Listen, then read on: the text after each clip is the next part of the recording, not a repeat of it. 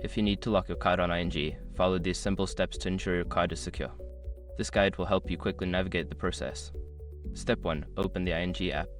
Launch the ING mobile application on your smartphone. Make sure you are logged into your account with your credentials. Step 2. Navigate to Card Management. Once you are in the app, look for the section labeled Card Management for cards. This is usually found in the main menu or under your account settings.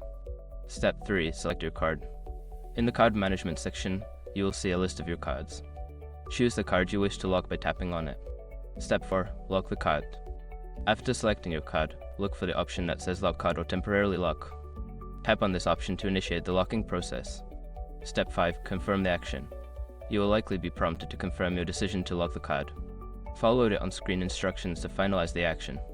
Once confirmed, your card will be locked. By following these steps, you can quickly secure your card in case of loss or theft.